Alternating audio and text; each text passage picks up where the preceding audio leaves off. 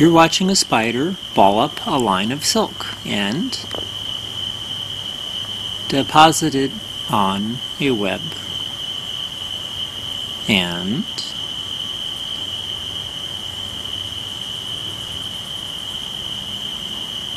then walk away from that deposited ball of silk. This is a Guatemalan long-jawed orb weaver, and we're at the giant web on Starnes Island on Lake Travis. The spider will suddenly drop on a line of silk, touch the ground, climb back up, balling up that line of silk until it gets back up to the web. Then it deposits that ball of silk on the web and, in this case, walks away. Note that this spider is a female. Here we go again. This one's climbing up the line of silk, balling it up. Just a small ball in this case. Leaves the little ball of silk behind it, ignores it, and then walks away. Here we're at the giant web at Lake Tawakoni State Park, and the spiders were also dropping to the ground, as this one is. They would drop to the ground, and on the ground they would walk around quite a bit. At Lake Tawakoni State Park, they seem to be attaching the web to the ground, and then they would climb back up the web without balling it up.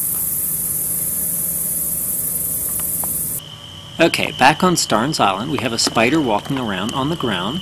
That was a rare sight. I rarely saw them walking on the ground on Starnes Island.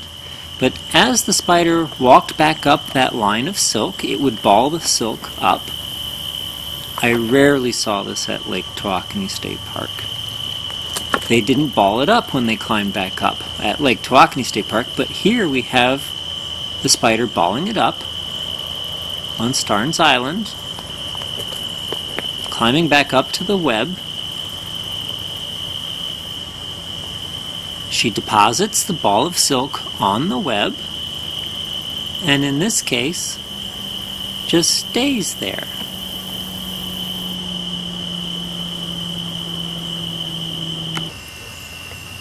Here we go again. The spider drops down to the ground, and then climbs back up the thread, rolling it into a ball.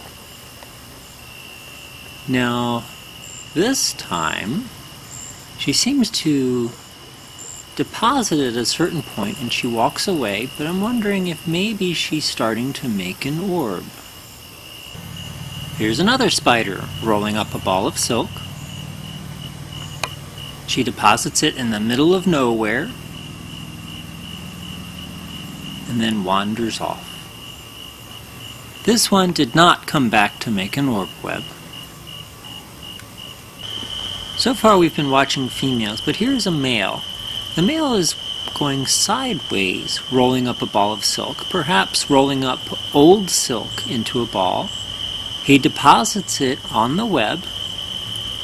He is not making an orb web, though. Few males made orb webs when the midges were plentiful. This one clearly just wanders away. We can see here that when one of the spiders creates an orb web, it likes to have one of these clumps of silk at the hub of the web.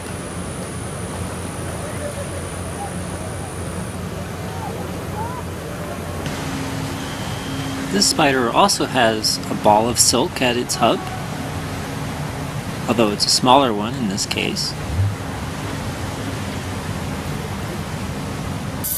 Here a spider is dropped to make a ball of silk for a new web she is making. She deposits it on the hub, and you can see her spinning circles to begin some of the spiral around the hub of her new web. Oh, but look, this one is depositing a tuft of silk on the hub of an existing web. And so is this one. Sometimes they make a silk tuft for a new web, sometimes for an existing web, and sometimes they just deposit it on the web and walk away. Now we're going to watch a Guatemalan long-jawed orb weaver make an orb web. Now ignore the background noise. We are on Starnes Island, a very popular island for boaters. Look at all those little tufts of web.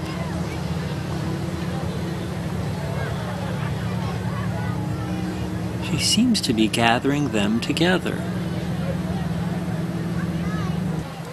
She's using these tufts as the hub of her web, and now she goes out making radii.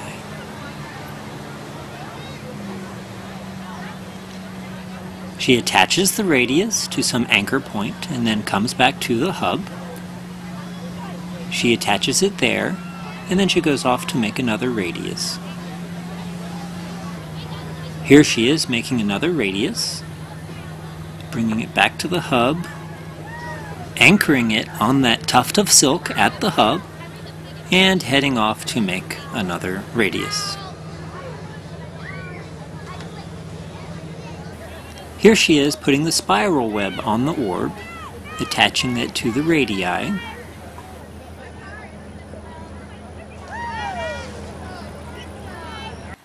Have a look at that tuft of silk now.